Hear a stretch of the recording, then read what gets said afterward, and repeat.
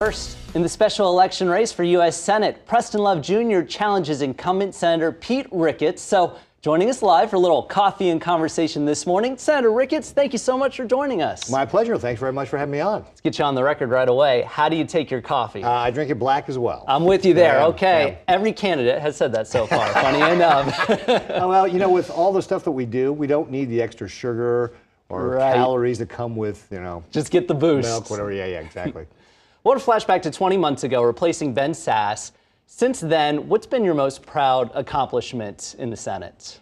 Well, one of the things that we're working on is how we can take what we did here in Nebraska and bring it to Washington, D.C. We ought to be very grateful we live in Nebraska. We got the best place in the world, and we have a lot to offer the rest of the country. So it's really taking our proven Nebraska solutions that are ready for the rest of the country. So, for example, we're focusing on how we can improve how government works.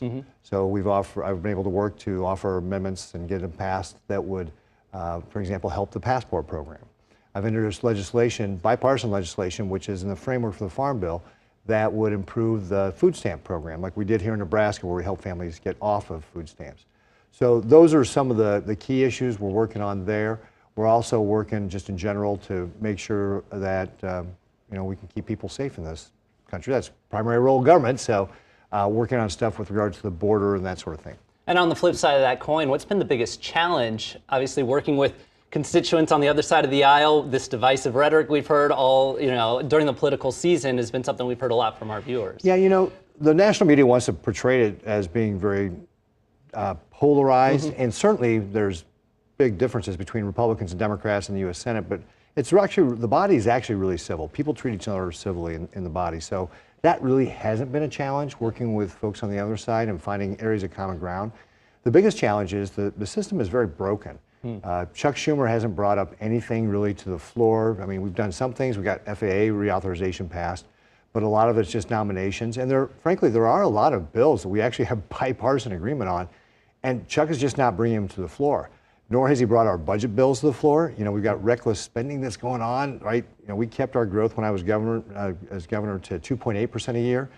Over the last 5 years, our spending's grown 55%.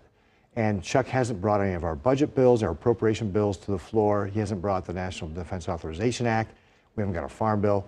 That's probably the most frustrating thing, is that the system is really broken and things aren't getting done.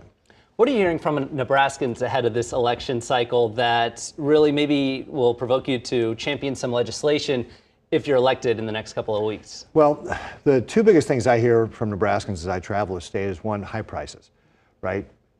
Grocery prices are up over 20%, gasoline prices are up almost 40%, electricity is up over 30%, right? Nobody thinks it's fun to go to the grocery store anymore, right? So that's one of the biggest issues, is the high prices. And again, that ties back to this reckless spending. We got to get back to having an appropriations process where we control our spending like we did here in Nebraska. Again, things we do well in Nebraska, they can learn from in Washington, D.C. The second big thing is the border. You know, we've had, since the Biden-Harris administration has been in place, they've undid all the things that the Trump administration did that brought illegal crossings to a 40-year low. And so now we've seen over 10 million people try to cross into the country illegally. Last year, 99 people on the terrorist watch list were let loose into this country. So we're putting ourselves at risk. And then, of course, all the drug trafficking that comes along with that as well. Fentanyl is the largest, or the single biggest killer of Americans 18 to 45.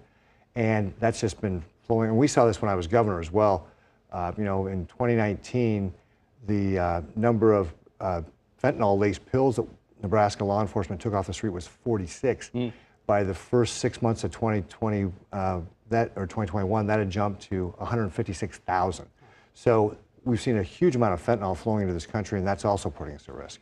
Well, Senator Ricketts, I want to thank you again for coming in live with us. We've heard from our viewers. They want to hear candidates live and in person, so I want to give you the floor. If there's anything you want to share with our viewers across Nebraska and even Iowa as well.